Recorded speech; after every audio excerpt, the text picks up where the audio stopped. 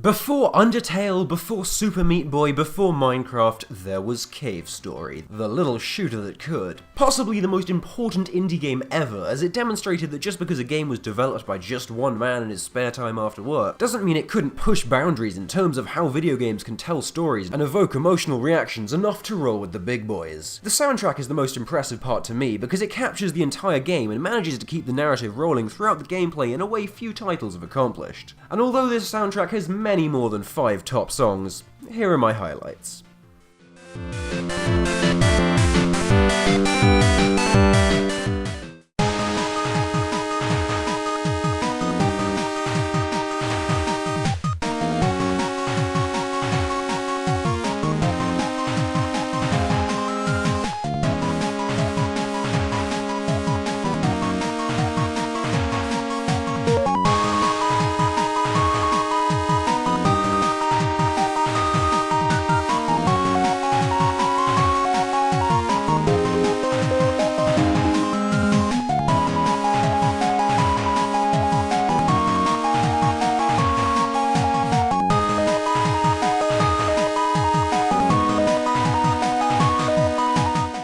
Scorching Back plays as you return through the destroyed egg corridor and demonstrates with intensity just what sort of game this is gonna be. There's a real sense of dread here as you realise how unstable the floating island is and how weak you are to do much about it. I also love that the metal as fuck drumbeat is the exact same in this as in the much cheerier Mischievous Robot, which plays upon your first visit to the egg corridor. Pixel is an absolute genius at fitting music to level design, shown here by the fast-paced intensity matching the action orientation of the stage, but carrying the area's emptiness and remorse, as most of the enemies found here are only attacking you in self-defense.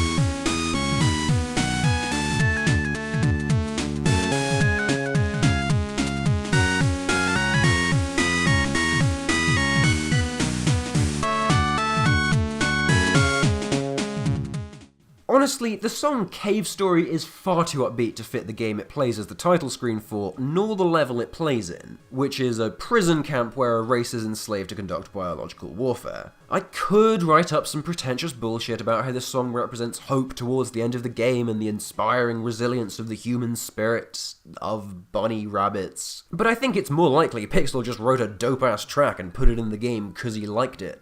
And I'm okay with that. This is easily the most well-known song from the soundtrack, and it's not hard to see why. It's just so damn catchy and fun. And although now I can never not hear Brentalfloss's lyrics every time it plays, these dulcet tones always bring me in the mood for some Cave Story.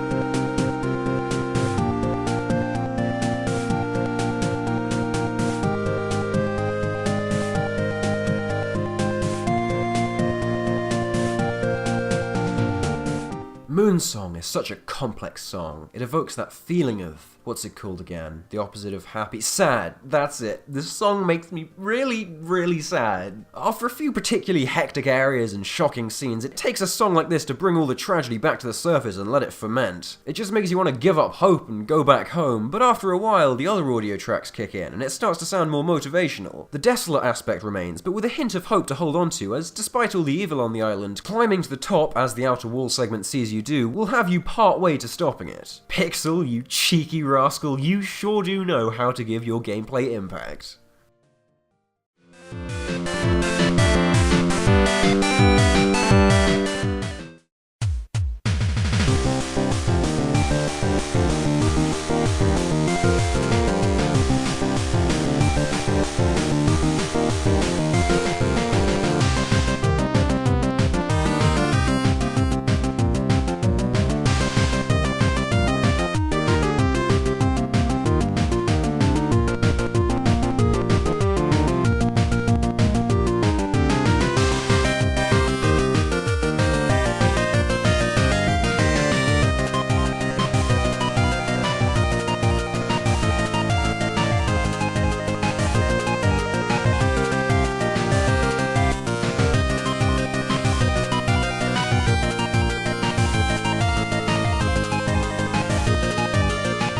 Last Battle might be one of the best final boss themes I've ever heard. One of my favourite parts of Cave Story's story was how much bigger it was than just what you experience. And this song and its multiple melodies and soundboards perfectly captures this importance in the game's universe, as the fights with both the Undead Core and Balos are the climaxes to far more than just the events of the game. Although, of the two, I think this fits better as the theme of the Undead Core, as the three phases to the song can represent the three enemies in the fight, Sue, Misery, and the Undead Core itself, with the harsh drumbeats imposing intensity exemplifying the pure pants-off madness of you realizing just what exactly you're up against. The constant use of echoes in the melody also create a fabulous sense of scale and climax. The extent this song fits the fight and how great both the battle and song are themselves makes this one of my all-time favourite final bosses. Pixel, baby, leave some talent for the rest of creation. You're just too good. God damn it, this is too good.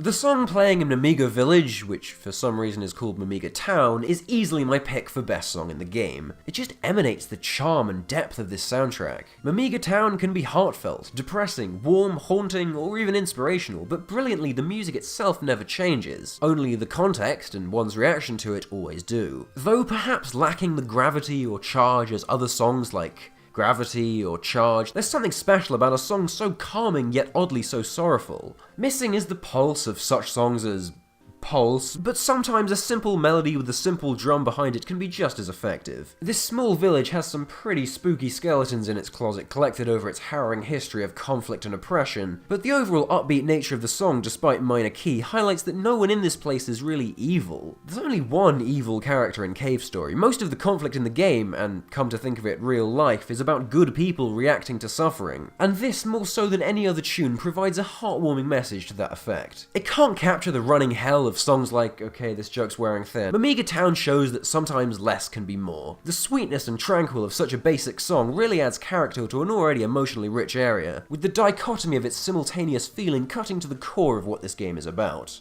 And it is quite lovely indeed. Hello everybody and welcome to today's end slate. Above are some annotations for videos I made back in 2015. Holy shit, I've been gone for a while. Check out my review of Wallace and Gromit in Project Zoo, a veritable corker of a cracker of a game, or my last Quick Music 5 Top 5 Zelda Dungeon Themes, featuring themes of Dungeons of Zelda. Or even you could watch my video on Shovel Knight Plague of Shadows and why it's amazing and why you should love it dearly. If you like this video, give it a like. And if you didn't like this video, give it a like.